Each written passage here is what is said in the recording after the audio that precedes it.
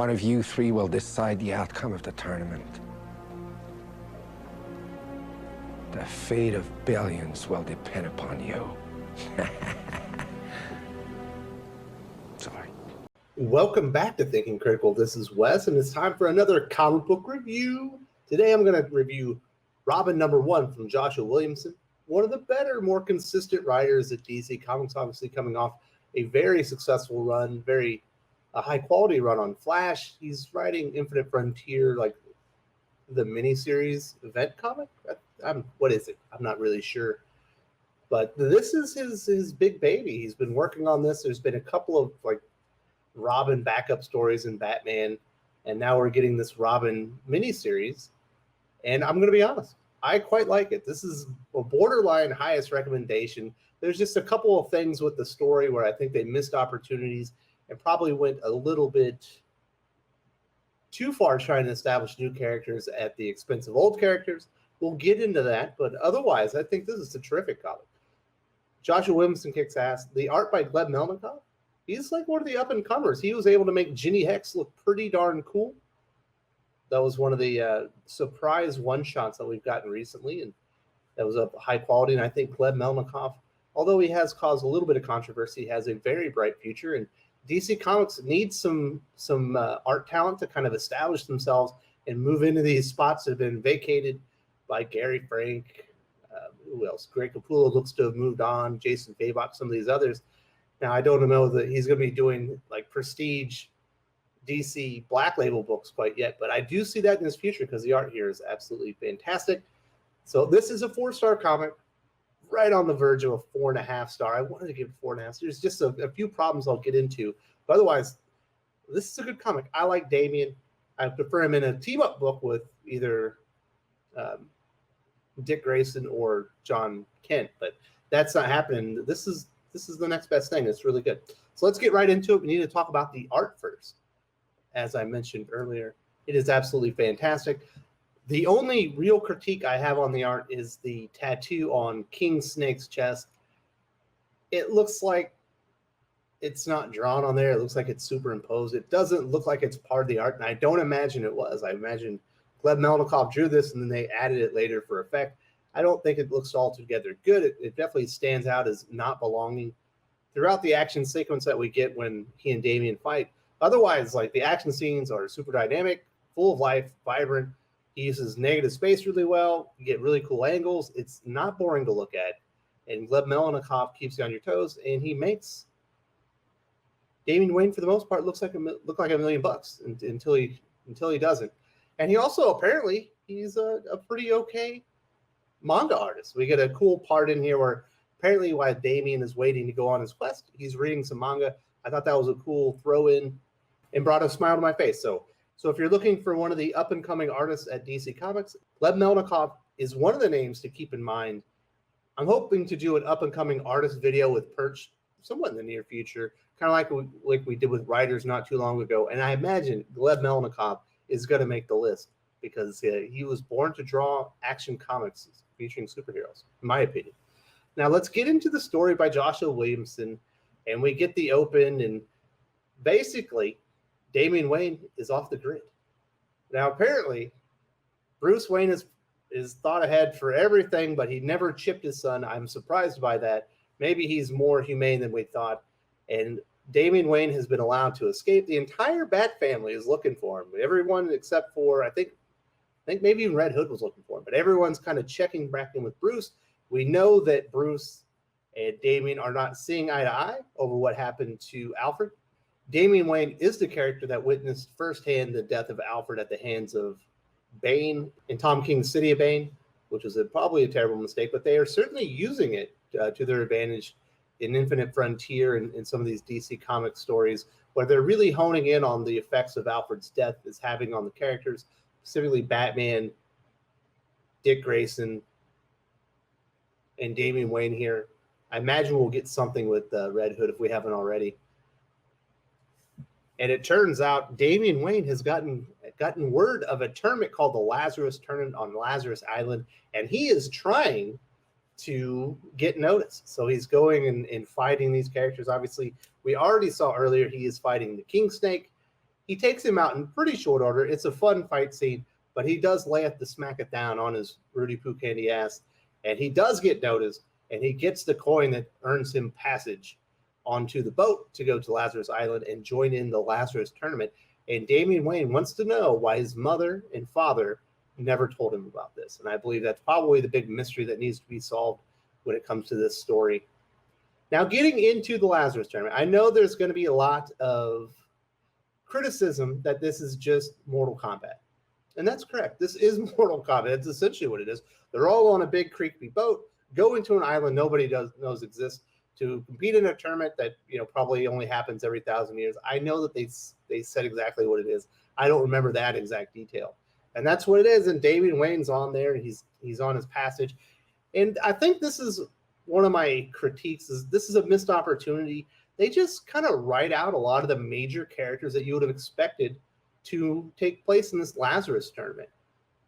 This character says, Bronze Tiger. The lady responds, did you cheat? Like, did you cheat to beat him? The only way to beat him, but it still got me the marker. He had to cheat to beat Bronze Tiger, so Bronze Tiger is not going to be in the tournament. And then she says, the Secret Society paid off Shiva. Lady Shiva won't be there. So I only had to fight Richard Dragon to earn a spot. I find it hard to believe that this woman beat Richard Dragon. Like, he trained Batman and a lot of other characters in the way of hand-to-hand combat. So it's hard to believe that he's gone. So right there, Bronze Tiger, Lady Shiva, Richard Dragon aren't going to be in the tournament. Obviously, Batman's not going to be in the tournament. Cassandra Cain won't be in the tournament. There's a lot of characters with great hand-to-hand combat. I think I did see Connor Hawk on the island, but I might have been wrong with that. I'm pretty sure I saw him. But there's a few other notable omissions. Like, this would be a perfect place for Silencer. If she doesn't show up, I'll be disappointed by that. Black Canary seems absolutely perfect for something like this. And Deathstroke, do you really believe Deathstroke, if this Lazarus tournament was taking place, wouldn't be there and he would send his kid Rose? And apparently there's another character called Respawn that appears to be part of the Deathstroke family. I think Deathstroke himself would be there. Yes, it is a knockoff of Mortal Kombat. We've even got Lord Raiden in the form of Mother Soul. And I can see people thinking this is derivative, and it is. And there are too many tournaments going on in comic books right now between the Phoenix Force tournament that just got over. We had the Ten of Swords tournament. We got this tournament. There's a lot of tournaments going on. But I'll be honest, I'm a sucker for Mortal Kombat, and I'm certainly going to forgive Joshua Williamson here. I was a little bit annoyed when I was doing this DC solicitations. We do know that Ra's al Ghul will show up somewhere along the lines at this tournament, but I don't imagine Joshua Williamson knew all the details going on over at Marvel. So is this the most original idea? No, it isn't. Am I upset about it? No. Hey, do a Mortal Kombat tournament in a Batman book. I'm down. Damian Wayne is a character that would certainly be very interested in this. We do get some pretty good characterization on Damian himself, on kind of where he is. I think in the open, this is kind of the way Batman is describing Damian. Calling him entitled would be an understatement to the role of Robin to taking life. He never questioned that he'd one day be Batman. He's as strong as he is stubborn, and there's no doubt in my mind that Damian can take care of himself. Yes, he's very stubborn, he's very headstrong, and he is entitled.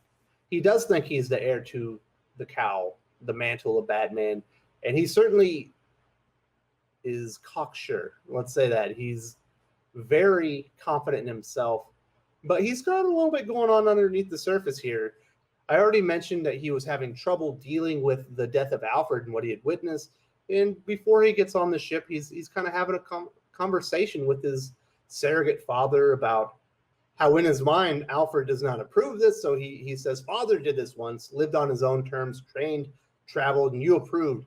And then Alfred retorts, I did no such thing, Master Damian. I had no choice but to be supportive, just as I supported you when you chose to be Robin. But I hesitate to ask, do you know who you are now? So he's on a mission to discover himself and discover the mysteries of this Lazarus tournament. And when he finally gets there, he's so confident. He gets in way over his head. He's like, let's stop with the chit chat, Mother Soul. Let's get right to the action. I'm here to fight. And we see Rose kind of wants to jump in there and kind of save him, be like, hey, don't get in there. Don't get too far in over your head, Damian, before you can't come back. But she is far too late, and we see the debut of Flatline. Now, this is a character that we knew was going to be debuting from Joshua Williamson. It has a very cool design. We do know that the writer of Batman, James Tynion himself, has said he cannot wait to work with this character. And they have a fight. And it's very brutal. It's violent. It's very kinetic.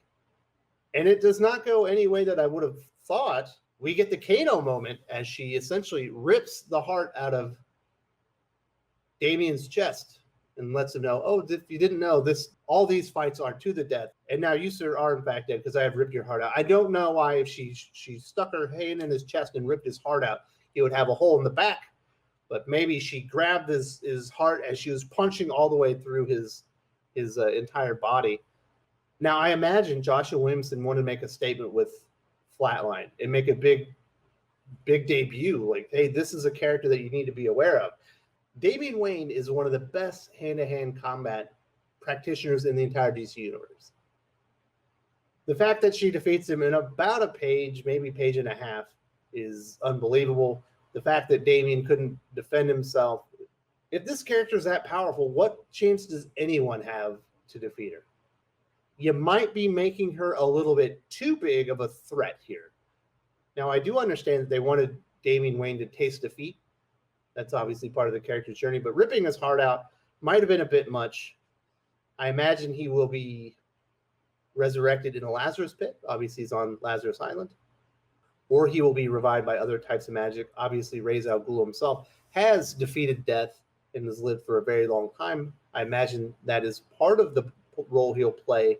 I don't know that the other members of the Batman family are going to get word of this and come to his aid. But Robin is dead. Damian Wayne Robin, at least. He has had the heart ripped from his chest in his own Robin series. I imagine this isn't going to be permanent, right? It can't be. I don't think this is as impactful an ending as Joshua Williamson likely wanted because, it doesn't matter. There's going to be some change in the character, but he's not dead. Or if he's dead, he's coming right back. And I do think they probably made the character a little bit too powerful. They might have made Flatline a little too OP, in my opinion. So those are the misses, in my opinion. Bronze Tiger, Lady Shiva, Richard Dragon should all be on this thing. I don't like them writing them off. It was a good opportunity to bring some characters that we haven't seen for quite a while and bring them in here and at least give them a cameo or something. And they definitely have OP'd Flatline to a large degree. Otherwise, I think this is terrific. I give this a 4-star. This is right on the verge of 4.5-star. It is derivative, but it's a derivative of something that's really fun. There are too many tournaments going on right now, but this is a better tournament than the Phoenix Force and the Ten of Swords tournaments combined. This one's, at least cool. Although it obviously doesn't have permanent stakes because we know Robin isn't going to die. But the art is fantastic. I like the characterization of Robin. He is going on a journey of self-discovery. He has already discovered himself dead. We shall see where he goes from here. And he's trying to get over the death of Alfred, which feels like it should be impactful to a character like Damian Wayne within the Batman family. The Bat family are searching for him frantically. So in that respect, I do think they'll find him eventually. If you are looking for a fun Batman-related book with great art, lots of action, and you're a Damian Wayne fan, this is not to be missed. I personally am a Damian Wayne fan, and I can't wait for the rest of the series. I will admit that when I saw the July solicitations, I was very disappointed. Gleb Melnikov was already off Robin, just doing the covers and not doing the interior art. Why can't a good artist finish a miniseries? They can't have runs anymore. Can they at least finish a miniseries? I think that's going to be a wasted opportunity. But in the here and now, this comic book is definitely worth reading. I highly recommend it. Later on today, I am going to be reviewing Shadow Man from Valiant Comics. Shockingly, I'm probably going to recommend that one. Also, on Saturday night, after Comics Aficionados, Doc and I are going to review X-Men Legends #3. And there's going to be something on Worst of the Week on Monday with Pele. Obviously, that'll be a comic book roast. I think it's probably going to be the Teen Titans Academy book that appears to be the worst comic book of the week. But I will talk to Pele and make sure on that one. I hope you all are having a good weekend, and I will talk to you later. If you enjoyed this video, please give it a like. I would appreciate it very much. It helps us attract more views for the channel. Subscribe for future commentary, comic book news, and reviews. And don't forget to ring the bell for notifications. If you want to talk comics, movies, and much, much more, you can follow me on Twitter at Wes_from_TC. With that, Salamat Po, and I'm out.